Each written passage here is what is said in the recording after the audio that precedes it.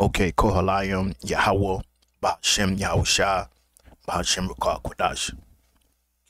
Double honors to the elders, apostle, great millstone, and also shalom to the hopeful elect.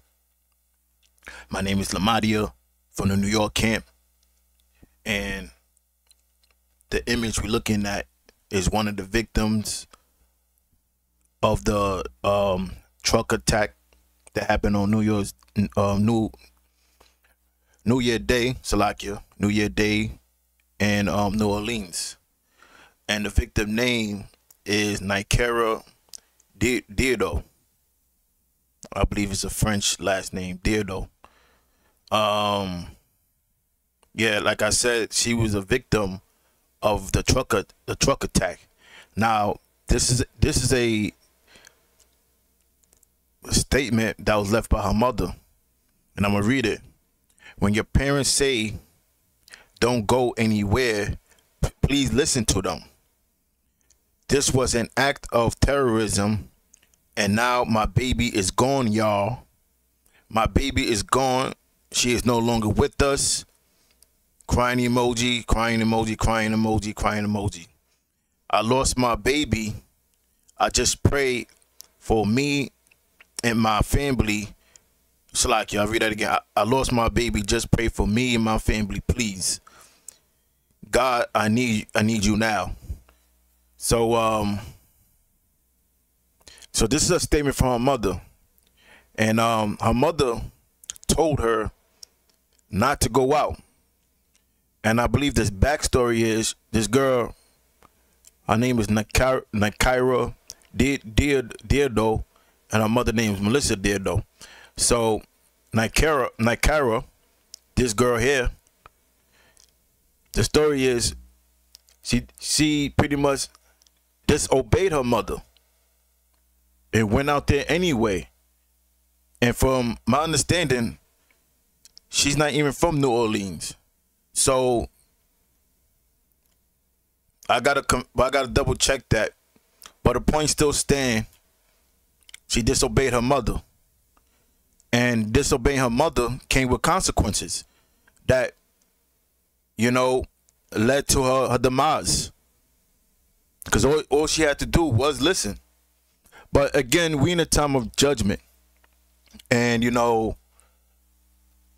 people are receiving their judgments. So let's do this. Let me start this with 2 Timothy.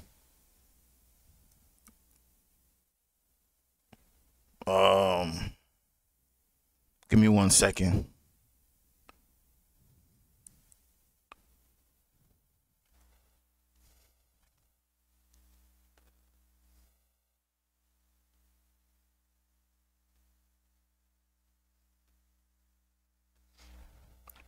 Matter of fact, it was 2 Timothy 3. Let's make sure. Okay. 2 Timothy 3 and 1. This know also that in the last days perilous times shall come. For men shall be lovers of their own selves, covetous, boasters, proud, blasphemers, disobedient to parents. And that's what and that's what happened. She was disobedient to her mother, unthankful and unholy, without natural affection, truce breakers, false accusers, incontinent, fierce, despiser of those that are good, traitors, heady, high-minded, lovers of pleasures more than the lovers of the Most High. And this attack happened somewhere around the time of 3 a.m. And her at 18, just being a woman, period, have no business being outside 3 o'clock in the morning. But that falls under lovers of pleasures. What was she doing out there? She was having a good, joy old time. She probably was drinking, of course, because that's what people do on New Year's Day. And give me 1 second.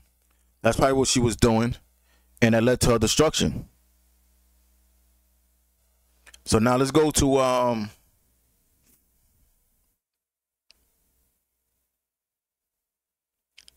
let me read 2 Timothy 5, beginning at 1.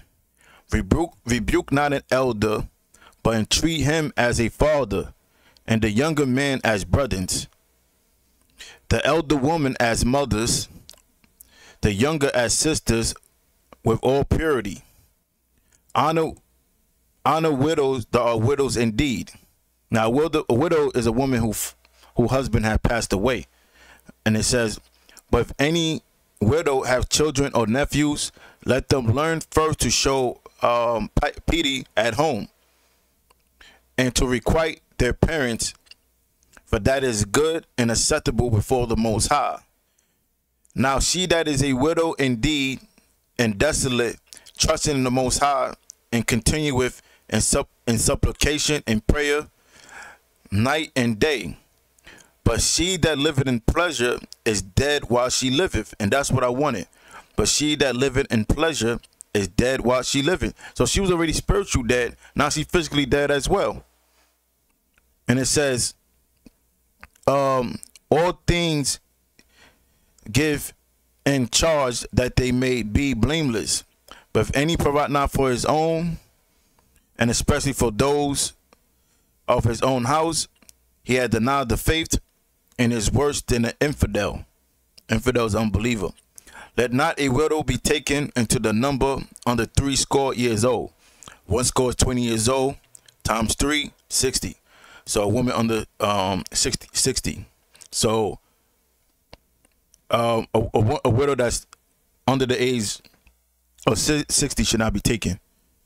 Now it says, having been the wife of one man, well reported of for good works, if she had brought up children, if she had lodged strangers, if she'd have washed the saints' feet, if she'd have relieved the afflicted, if she have diligently followed every good work. But the younger widow refused. For when they have begun to wax wanton against Yahushua, they will marry, having damnation, because they have cast off their first faith. And this is talking about women being out of order.